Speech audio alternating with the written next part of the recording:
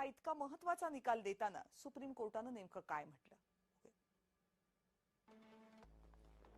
हरीश राणा यांना दिलेला वैद्यकीय आधार मानवीय पद्धतीनं काढून घेणं हे कायदेशीररित्या स्वीकारार्ह आहे.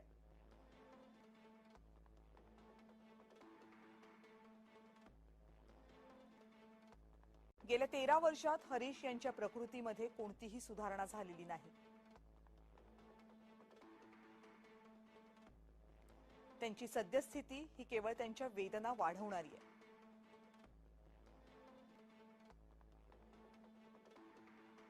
हरीश हे कायमस्वरूपी कोमामध्ये आहेत आणि त्यांच्यात सुधारणेची कोणतीही शक्यता नाहीये.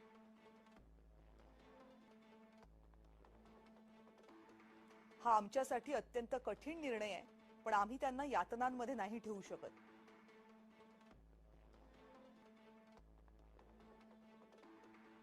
असावं की नसावं हा एकच सवाल आहे, असं विल्यम शेक्सपियरचं एक वाक्य आहे. हे वाक्य आता मरणाच्या अधिकाराच्या संदर्भात आम्हाला दिशा दाखवते.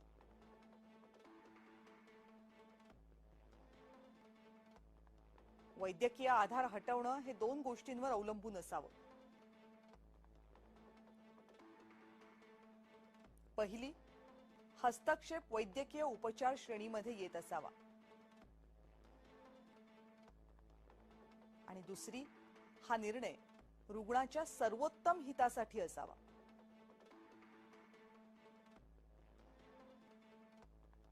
हरीश राणा यांच्या प्रकरणात दोनही अटी पूर्ण झाल्यात. ही कृती देखभाल नाकारणं अशी नाहीये, ती वैद्यकीय नैतिकतेनुसार उपचार मागं घेणं अशी आहे.